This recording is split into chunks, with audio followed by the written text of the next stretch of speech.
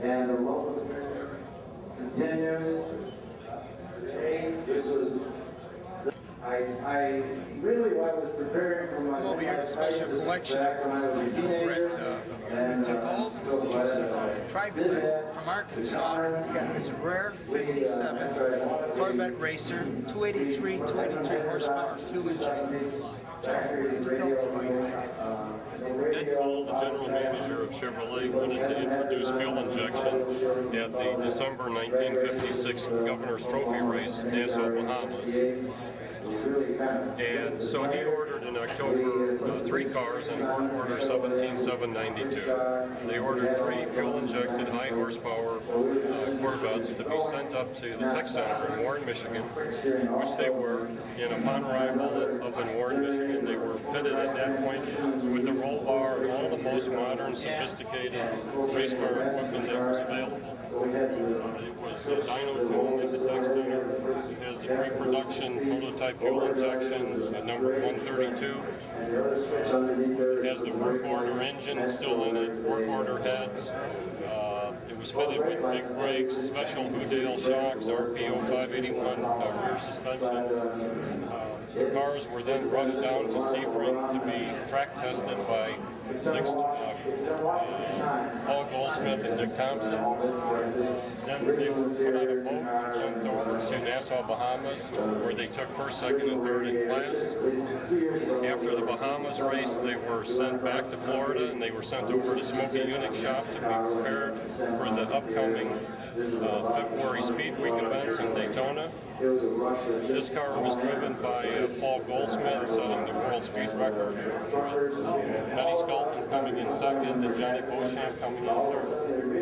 During the February Speed Week events in 1957, they also had the inaugural NASCAR sports car race. It was the first event for sports car in NASCAR. And Ed Cole had learned that Ford was sending their supercharged Battlebirds, and that there were several private individuals who had entered their Corvettes. But on the heels of a successful 56 Sebring race and a successful December 56 Nassau Bahamas race, he didn't want to be outdone at this New Smyrna NASCAR race. So he sent over Paul Goldsmith in this car, and they ended up taking first in class and fourth overall. After that race, the cars were sent back to Smoky Unix and prepared for Sebring.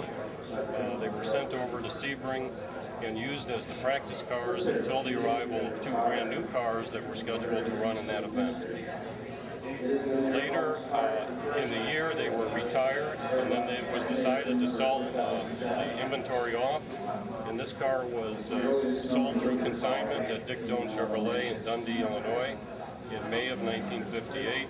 To an engineer at Rockwell in the Chicago area. Erwin Rohrer bought the car and owned the car for 46 years. I had an opportunity to buy the car in 2004, did so, and I've kept it in the condition that I bought it, as you see here.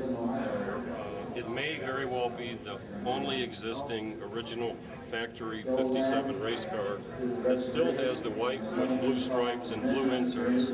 You don't see it because Erwin had the car repainted in 1961, and that second paint job is in tired condition, as you see. Actually, it looks like it's metal. It has a metallic look to it, like it's a vintage 61 metal flake paint job. The downside is it looks the way it does. The upside is that second paint job has perfectly preserved the original paint underneath, which would have gone away years ago if it hadn't been repainted. And so at some time in the future, if I can find the right person to do it, I may attempt to take the top layer off to re-expose the white with blue stripes. You have a very unusual car, and I thank you for taking the time to talk with us at Vetzer.com. My pleasure. Thank you.